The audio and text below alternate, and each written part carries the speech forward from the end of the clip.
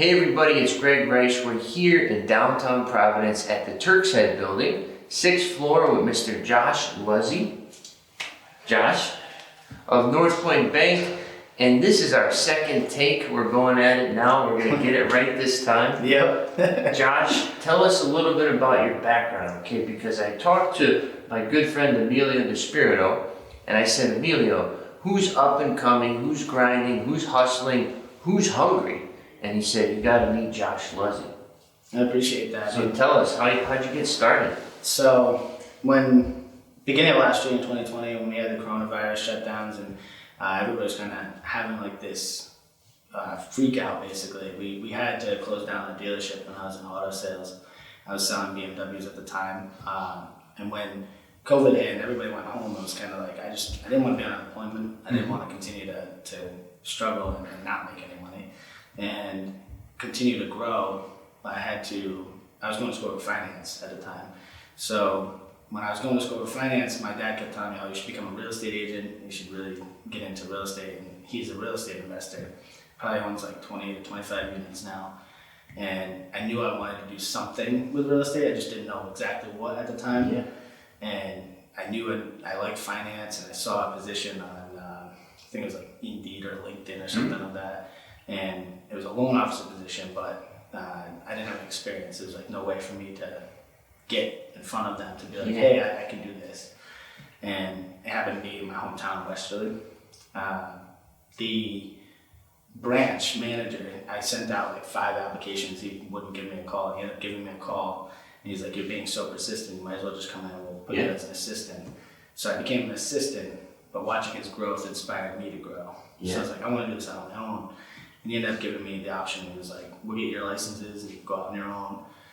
And then I went out on my own. I got my license probably in September of last year. And a lot of people that work with me probably don't realize that it just started originating in like December. Wow. My own loans, of course. I was doing his before. And when, probably in like February, it's just when I decided I was going to make a move because I needed to continue to grow. And I loved not even just the business, but like just that idea of continuing to help other people grow their business and growing networks and talking to people like we're doing here.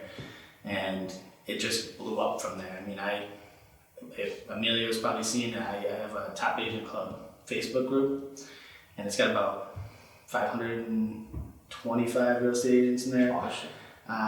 That one specifically is for real estate agents only, to teach them to grow their business, kind of share tips and tricks. And it kind of blew up, and that's pretty much how I built my name, not my business, because I didn't want to make it something that was just business only.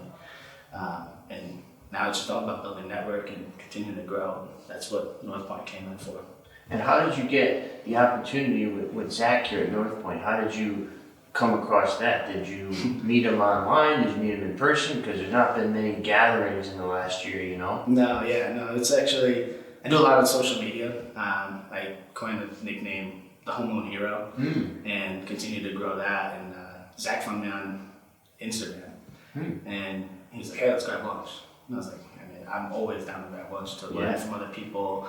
Doesn't matter what they're in. They could be a developer, an investor, they could be any type of business owner, a coffee shop owner. But Zach reached out to me and he was like, let's grab lunch. And him and I, we think a lot alike. And that's where I was like, when we started sitting down and talking, it was like, this is going to be the place to grow. And it's the place where we can help build our partnerships with realtors and referral partners. And that's the most important thing to me is if I can help other people grow their business, in turn, obviously mine will grow too. Awesome. Yeah. And what have you found since you started working at Northpointe? What's your kind of pulse on it, since you've been here? So for Northpointe in general?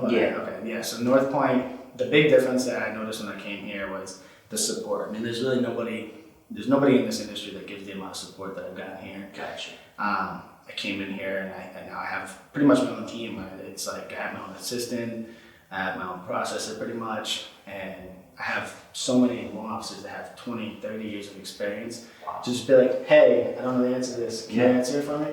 And they're like, yeah, it's this. And it kind of gives me the comfort to be confident. Yep. And in order for you to pretty much present yourself as a professional, you got to be able to either reiterate that or learn from it, and that's what Northpointe's really done for me a lot. I see over here across the hall you have this locker room, and it seems like that's the hub. So you know, hey, what's going on? How do I?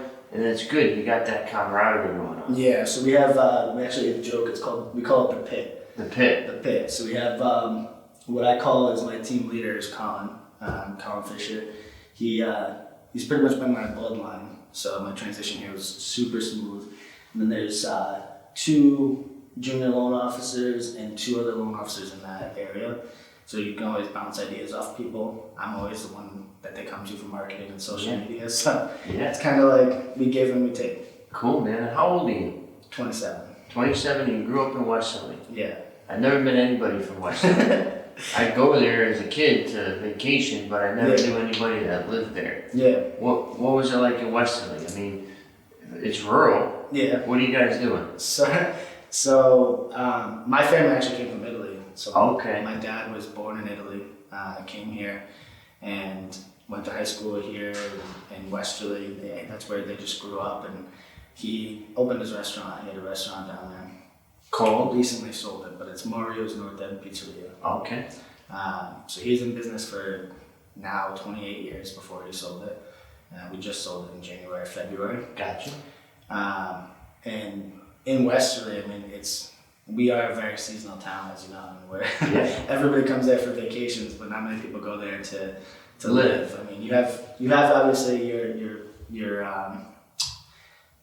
natives per se, but you have most people on like from Watch Hill to Musqueamicut. Those are all seasonal housing. Yeah.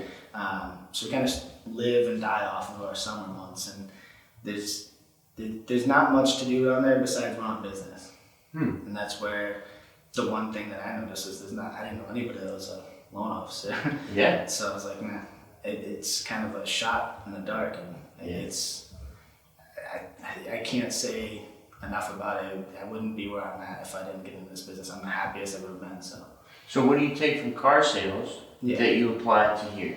So in car sales, the biggest thing is relationships. Like in car sales, you can only sell what you got. Yeah. So if you don't have a relationship with the buyer or the family of the buyer, or whatever it is, they're probably not going to send you anybody.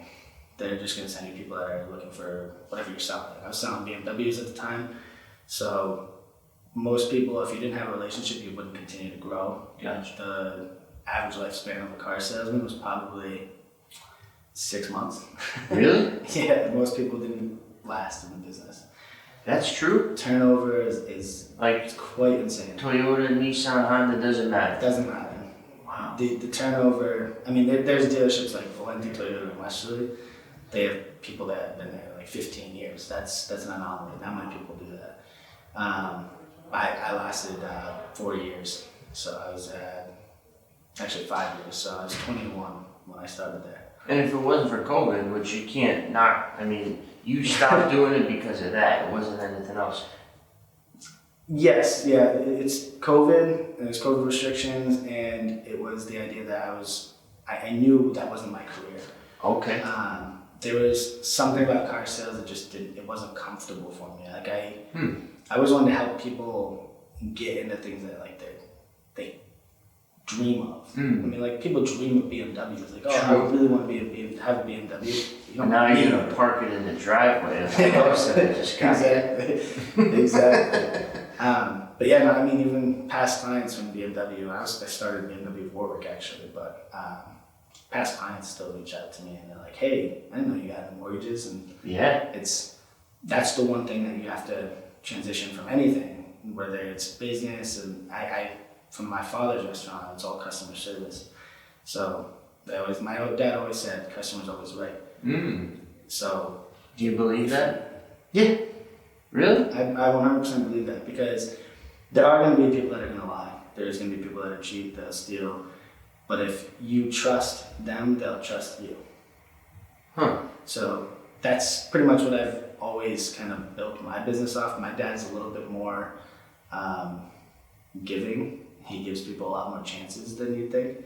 So I learned a lot of customer service from him and brought that into car sales. Gotcha. And that's how I bring it into here. I mean, it's all about relationships. It's all about, like I said, building a network. I mean, the only way to be successful in anything is to continue to build your network. For sure.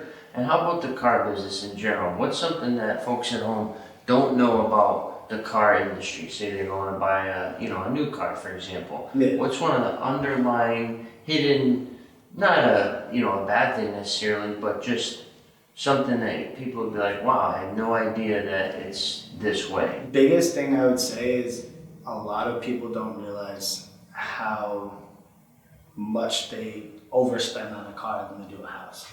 Okay. People have specific budgets for houses, whereas not a lot of people have specific budgets for cars.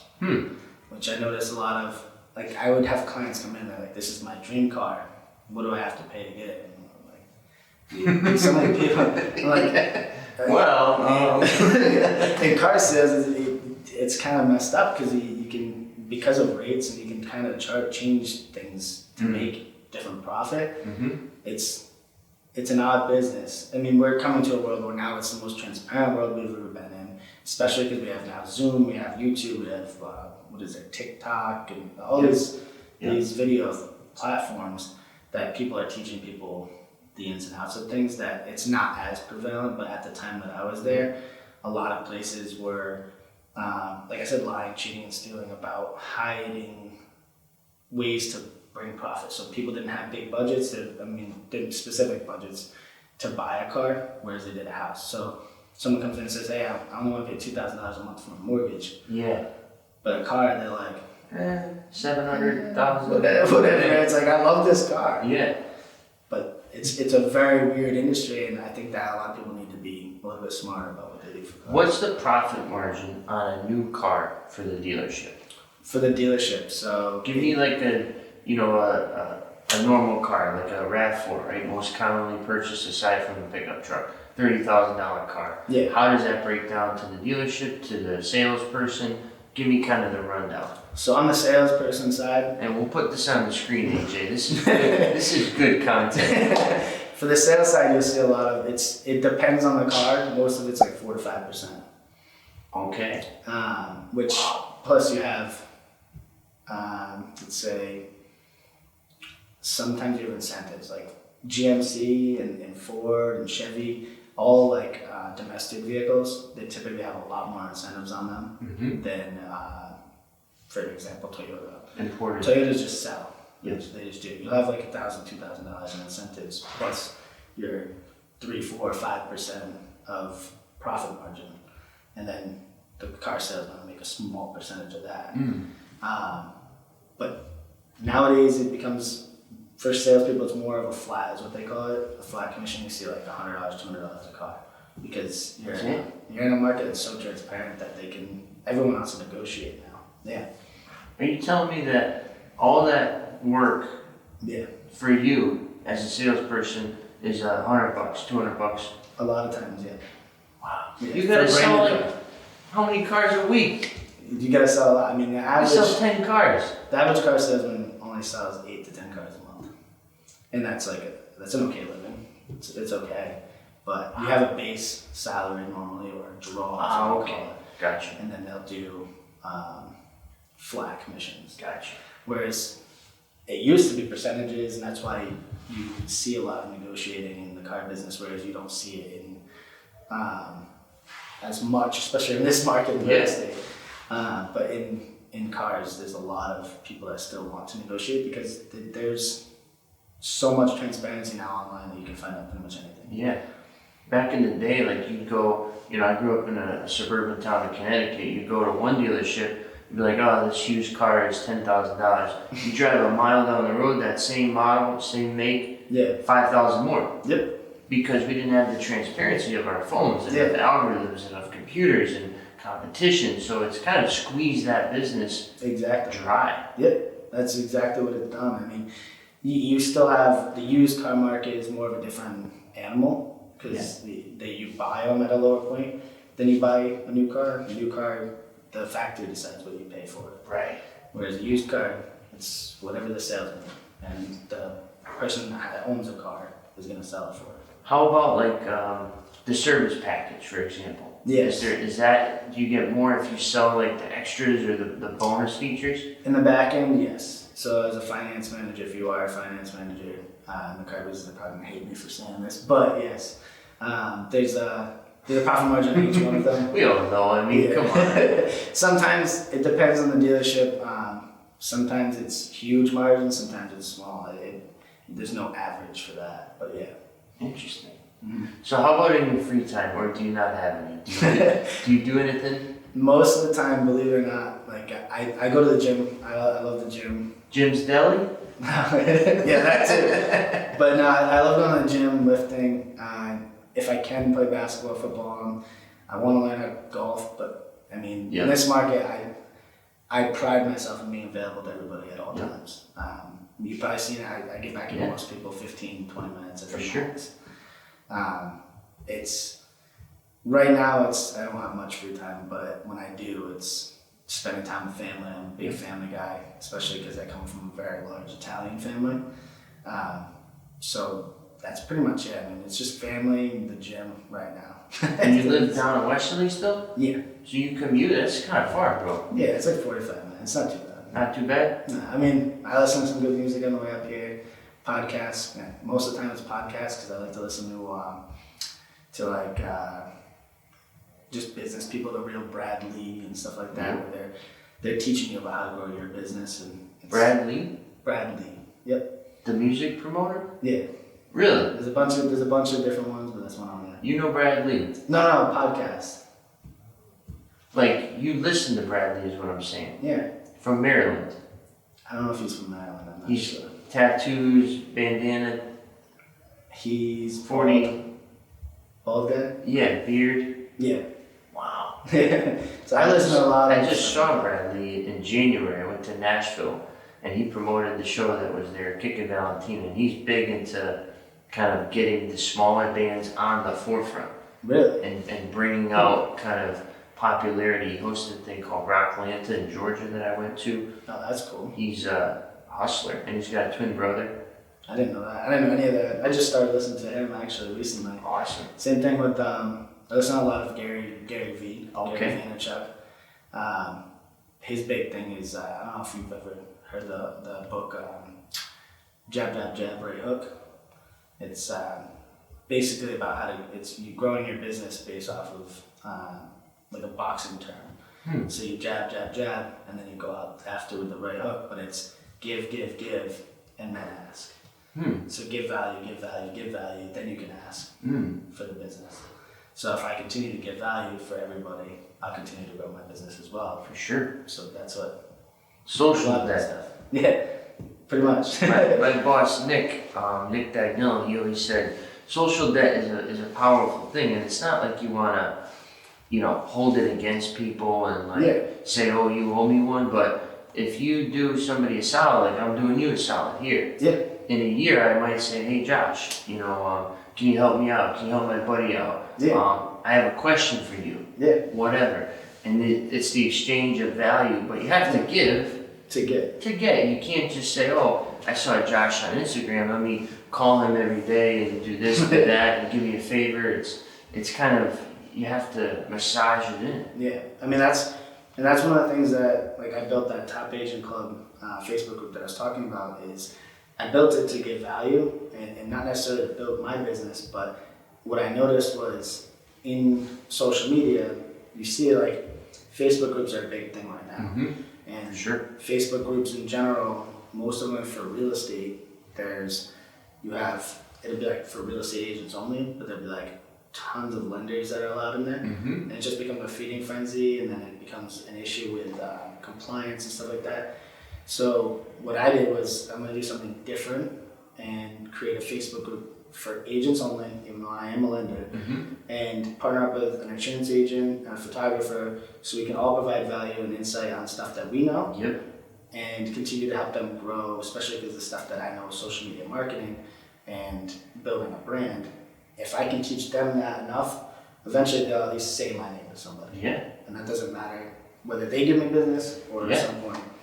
I'm not asking them and saying, hey, can you send me a lead? Can you send me a deal? Can you send me? Yeah. I'm not. It's just providing value. Yeah. And Courtney Botello, is that an agent that you're gonna Yes. work with? Yep, Courtney's awesome. Courtney just did a video. We actually just did one. I'm actually working with a buyer of hers now, and it's another thing. Give. I mean, she creates a lot of value, Yeah. and you have to give back at some point. So yeah, Courtney's awesome. She's probably the hungriest realtor that's around my age that I know. Yeah. Yeah. She's worked for Engel and Volkers, Emilio's team, out of East Greenwich, and I've met her a few times. And the first time I met her was actually here in downtown Providence at the residences, the tall Was it Water Place? Is that what it was? Or? across the way. It's a hotel on one side and then condos on the other. I think they changed their name. I'm trying to think. But Omni? Omni sounds right. It's right across from the mall and the Sky Bridge. It's very tall. Oh, yep. And Emilio had 3 or 4 listings in there, 3 or 4 condos, and he hosted like an open networking night. And she came there, and I just remembered the energy, like you're talking about, like the hustle and like the hunger. Yeah. And it's nice to see that. Yeah, and you don't see that in the younger generations, Right. Whereas like a lot of people that I grew up with, not to talk bad, but a lot of them that I grew up with, they're just not doing anything with their lives anymore. Mm-hmm. And they're like, a lot of people are just relying on things that aren't tangible. They're just like, oh, I'm just gonna go do this, go do that, and it's their day in and day out. Mhm. Whereas like me, Courtney, and other people that are our age that are out there and really hungry, trying to continue to grow, build a brand or a legacy per se. Those people that are gonna make it and really bring a lot of value to their clients. I mean, Courtney's done that video was, I don't know if you guys have seen it, but the video that she just published online is incredible and it's for a listing. And it's one of the coolest videos. It even gives some insight into like COVID and how it brought families together. And it's pretty cool. Interesting. I'll have to check that out. That was on her Facebook? Yeah, Facebook, Instagram. I think it's an Instagram story or Instagram like TV or something. Yep. One of those things. Yeah, it's really cool, and YouTube too. Cool. And I have one more thing before we go. And I don't know how you're going to answer it, but I know you're going to answer it. What is your biggest weakness? Ooh, biggest weakness. Honestly, I think it's gonna be trying too hard to save something. So, somebody has bad credit, or somebody has an issue with their job, or something of that sort. I think my biggest weakness is, and I think it's kind of a strength at the same time, is I try to save everything, try to do everything I possibly can to save that deal. I spend a lot of time on it, and I spend too much time doing that. Gotcha.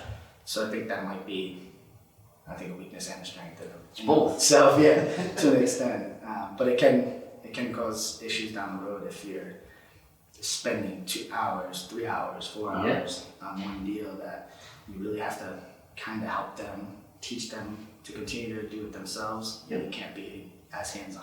Right, for sure. But I think that's definitely my number one weakness, that I should stop spending a lot of time on stuff that I can't help.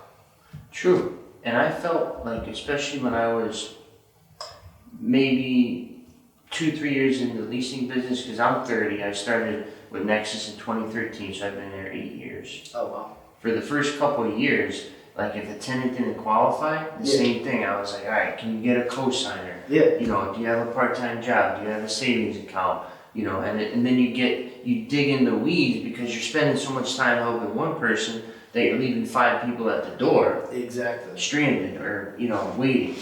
Exactly, and that was like in car sales is the same thing. Like I got people like, oh, this is my dream car. Their car just broke down. Right. Or You something want to like help that. them. And like I want to be, that kind of gets back to that home loan Yeah. hero thing. I want to be that guy that's like, they remember that like he helped me out, Mm-hmm.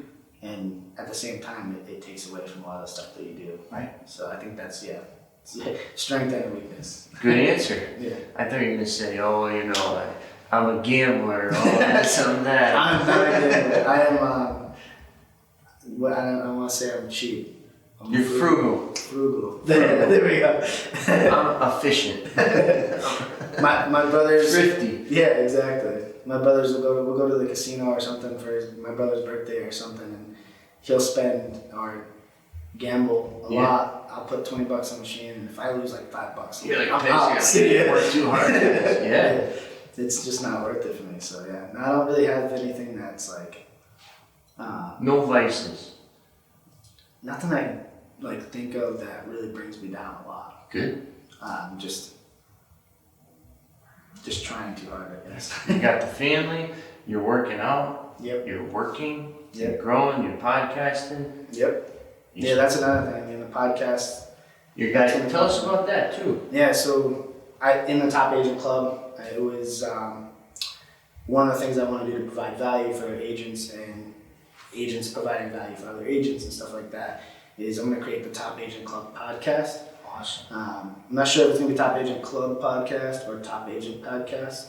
It would be like TAP, TAP, just something cool. Simple, yeah. Yeah, so that is, that should be coming out in like June, July-ish. And that'll be filmed and shot here, right? Across the hall? We can go ahead and we can take a look over there too. Cool. The whole room's going to be redone. No like Northpointe branding or anything of that sort, but it'll be really cool for agents to come in, even if they want to start their own podcast. It's all about being a partner with a referral partner. Yeah. So, but that Top Agent podcast will 100% be all about teaching people how to grow their business, brand, to bring in leads, to kind of help them get healthy in life, really anything in general. And the one thing that I think is going to be a huge topic with that Top Agent podcast is optimal performance versus peak performance, because a lot of people confuse the two. Mm-hmm. And most people, they're like, oh, just continue to work as hard as possible. Head down. Yeah, but the problem is, at some point, like, think of you're going up a mountain and you're sprinting up the mountain. At some point, you die out. Right. Whereas that's a peak performance. Right. But then when you get to that point, you're at the bottom of your You're peak done. performance. Whereas an optimal performance, you're going up that mountain at a very calm pace. Yep. You can go up and down, no problem, a couple times. Yep. And if you stay at that pace, you continue to grow your business, you continue to do whatever it is. And then you do get faster. And then you get faster on a Yep. simple level. And then it's a different world. So you continue to build strength and optimal performance. And that's one of the big things. I feel like I'm hanging out with Yoda. Yoda. How do people get in touch with you? So you can actually find me on Instagram at Josh Luzzi or the Home Loan Hero. My cell phone number is 401-603-8232. You can find my website, just LuzziHomeLoans.com. And make sure you call them at like 3:30 in the morning with all of your home loan questions. Yes. Again, thank you, brother. I appreciate it. And if you have any questions for me, which you probably don't, you have questions for Josh, throw them in the comment section below, and we'll get right back to you. Once again, Greg Rice from Nexus Property Management here at the historic Turk's Head building in downtown Providence.